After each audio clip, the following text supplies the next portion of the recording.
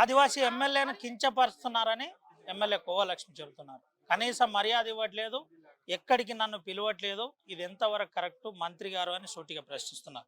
GSL medical institutions మరియు కిమ్యూ international university భాగస్వామ్యంతో Indian aligned MBBS course అడ్మిషన్లు అందిస్తోంది నియో.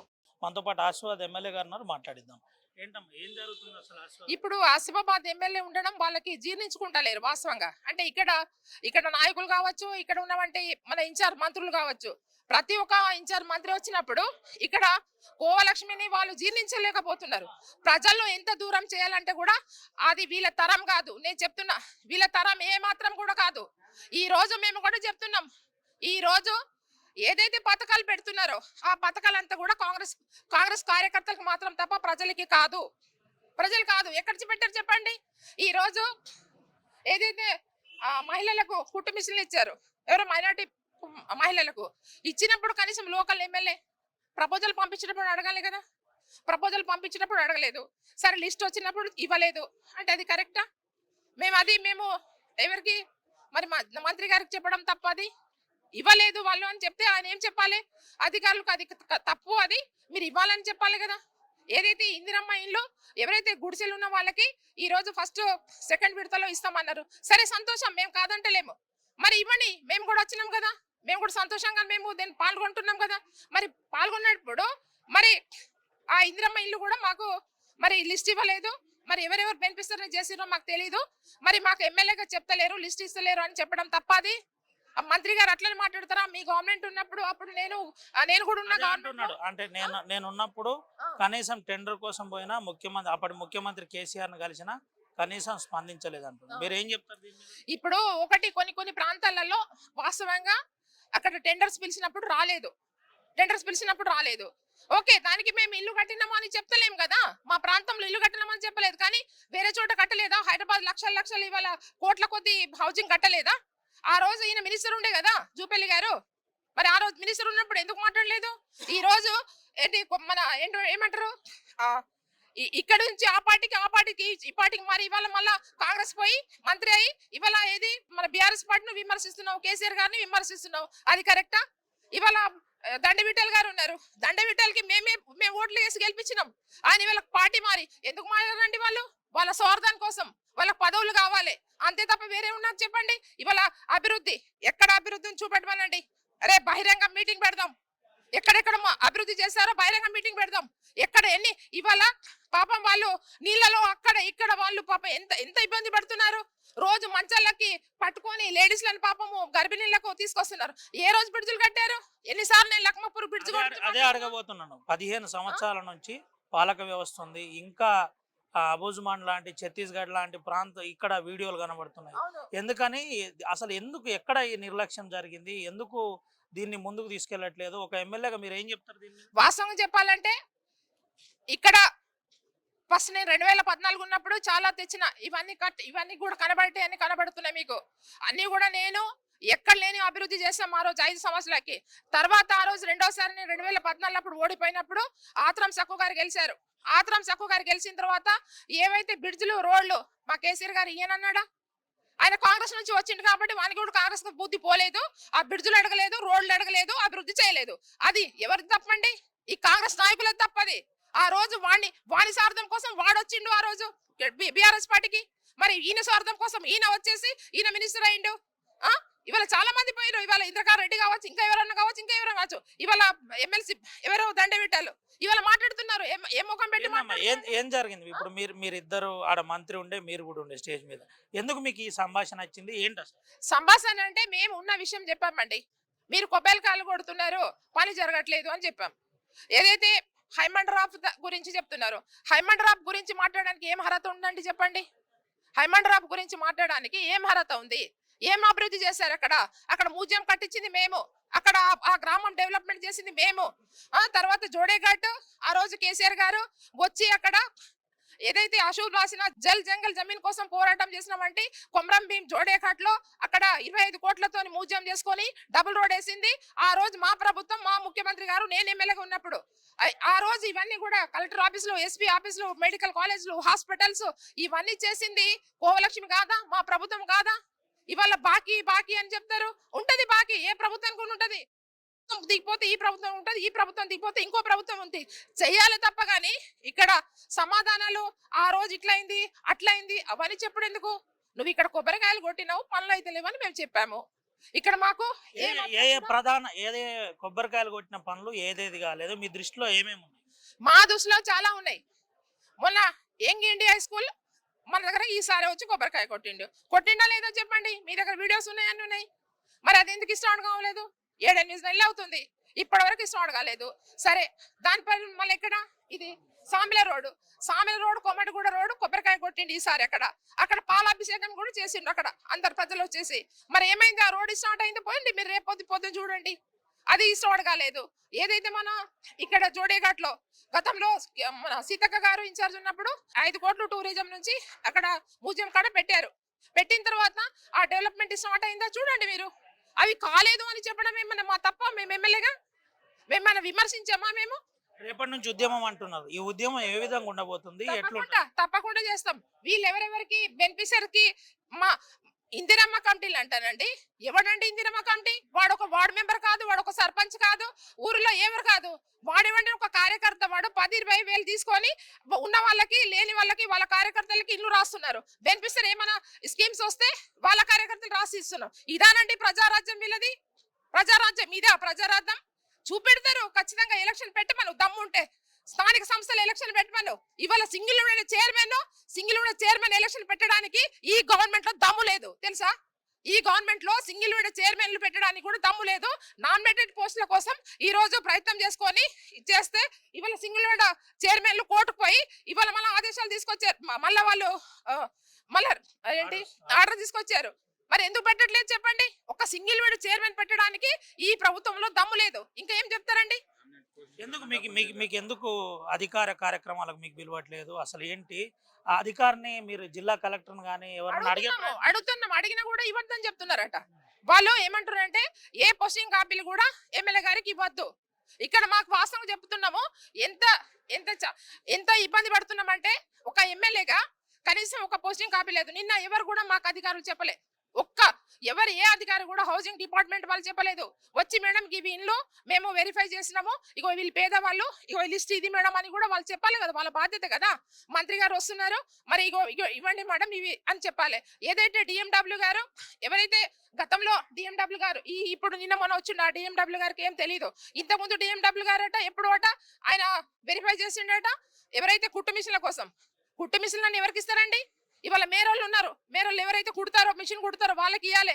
ఎవరికైతే సర్టిఫికేట్లు ఉన్నారో ఎక్కడి నుంచి సర్టిఫికేట్ తీసుకోండి, ఎట్లా ఐడెంటిఫై చేశారు, అవన్నీ ఎంత మందికి చేశారు? మరి 270 మిషన్లు మరి మాకు లిస్ట్ ఇచ్చారా? వెరిఫై చేసినప్పుడు చెప్పాలే కదా. అది బాధ్యత వాళ్ళది కాదండి. దేనికి మేము ఇబ్బంది పెడుతున్నాం?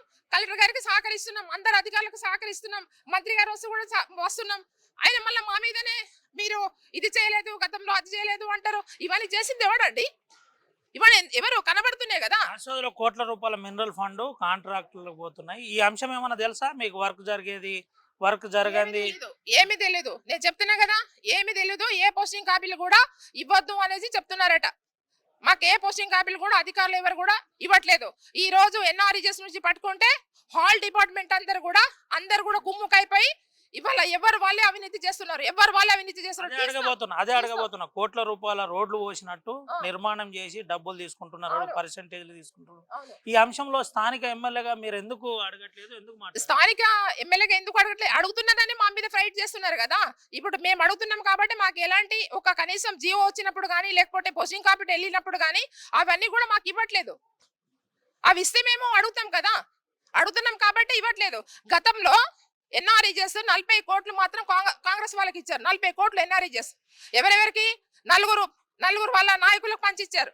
వానికి 10, వీనికి 10, వానికి 5, వీనికి 5 అనామతులకి ఇచ్చారు. ఇవాళ ఎంపీ గారు కానీ ఇక్కడ నేను ఎమ్మెల్యేగా ఉన్నా, మరి మాకెంత ఇచ్చారు తెలుసా? ఎంపీ గారికి 4 కోట్లు, నాకు 7 కోట్లు. అవి ఇచ్చినాయి మేము. మా కార్యకర్తలు అందరూ కూడా ఎక్కడైతే మేము ఇచ్చినామో వాళ్ళందరికీ సక్రమంగా పనిచేశారు.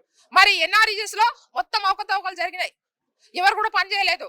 20 లక్షల పని చేస్తే 5 లక్షలు కూడా పని చేయకుండా మొత్తం పైసలు లేపుకున్నారు. కోట్ల కొద్ది పనులు ఇవాళ ఎన్ఆర్ఈజెస్ లో కూడా అవినీతి ఉంది. అది అడుగుతుందనే మాకు ఇవాళ పోస్టింగ్ కాపీలు ఇస్తలేరు, జీవో కాపీలు ఇస్తలేరు, ఏమి ఇస్తలేరు. ఆ విధంగా జరుగుతుంది కాబట్టి ఇవాళ మినిస్టర్ గారు వచ్చిన తర్వాత మేము సామరస్యంగా చెప్పాము. మేమైనా కోపంతో చెప్పినామా? మాకు సమాధానం చెప్పాలి అదేనా ఆయన? ఒక ఆదివాసీ మహిళా ఎమ్మెల్యేకి గౌరవించేది పోయి ఆయన ఆ విధంగా సమాధానం చెప్తారా? నిన్న 4 సార్లు కలెక్టర్ ఆఫీస్ లో వచ్చారు మా రైతులు. ఆ రోజు మీరు నేరుగా ధర్నా చేస్తున్నారు, వట్టివాగు నీళ్ళు ఇవ్వాలంటున్నారు. కానీ ఏంటి అసలు ఎందుకు వట్టివాగు నీళ్ళు ఇప్పటి వరకు వదులుతలేరు? ఎందుకు ఏంటి అసలు? వట్టిబాగ నీళ్లు అధికారులు ఏమంటున్నారు? ఎందుకు వదలట్లేదు అంటే వాస్తవంగా వర్షపాతం ఈ సంవత్సరం తక్కువ ఉంది కాబట్టి వాళ్ళు మొన్న మేము మన రైతులు వచ్చేసి మేడం ఈ సంవత్సరము మీరు వరి పంట వేయొద్దు అని చెప్తున్నారు అంటే సరే మంచిది మీరు ఒకసారి మాట్లాడదామని చెప్పేసి మీరు కలెక్టర్ గారి దగ్గర కూడా పోయి కలవండి. మరి కలెక్టర్ గారు కూడా ఏమంటారంటే కలెక్టర్ గారిని కలిశారు. కలెక్టర్ గారు ఏం చెప్పారంటే ఈ సంవత్సరము వరి పంటకి పర్మిషన్ లేదు అని కలెక్టర్ గారు చెప్పారట. చెప్పిన తర్వాత సరే ఇంకా కొన్ని రోజులు వెయిటింగ్ ఉన్నారు. వాళ్ళు వెయిట్ చేసిన తర్వాత మళ్ళీ మొన్న రీసెంట్ గా పెద్ద వర్షాలు వచ్చినాయి. అంటే వర్షాలు కాక ముందే నేను కూడా ఎవరు ఇరిగేషన్ ఆఫీసర్స్ లా పిలిపించేసి జేఈలకు డీలకు ఈ గారిని ఎస్సీ గారిని కూడా మాట్లాడేసి నేను ప్రాజెక్టు కాడికి పోవడం జరిగింది. పోయి సందర్శించిన తర్వాత వాళ్ళు ఏమన్నారు, మేడం మాకు లేవల్ గా అక్కడికి వస్తే మేము నీళ్ళు ఇస్తాం మేడం, 100% ఇస్తాం మేము. కాకపోతే అక్కడి వరకు రాకపోతే మాత్రము మా టార్గెట్ ప్రాజెక్టు ఎంతవరకు నీళ్లు మాకు నిల్వ ఉండాలో అంతవరకు నిల్వ ఉంటే మాత్రం మేము నీళ్లు వదిలేస్తాం మేడం అంటే ఓకే అన్నాం. మేము కూడా దానికి ఏకీభవించినాం, రైతులు కూడా ఏకీభవించిండ్రు. మేము చెప్పేసి మేము ఇంటికి పోవడం జరిగింది. ఆ రోజు మేము రైతులను కూడా పంపడం జరిగింది. తర్వాత పెద్ద వర్షాలు 3-4 వర్షాలు పడ్డాయి. మొన్న వర్షాలు పడ్డప్పుడు ప్రాజెక్ట్ నిండిన తర్వాత మేము ఇరిగేషన్ వాళ్ళకి అడిగాము, మరి ఇప్పుడు ప్రాజెక్ట్ నిండింది కదా మరి నీళ్ళు ఇస్తారా అంటే నీళ్ళు ఇవ్వచ్చు మేడం కానీ పైనుంచి పర్మిషన్ రావాలి ప్రభుత్వం నుంచి అని చెప్పారు.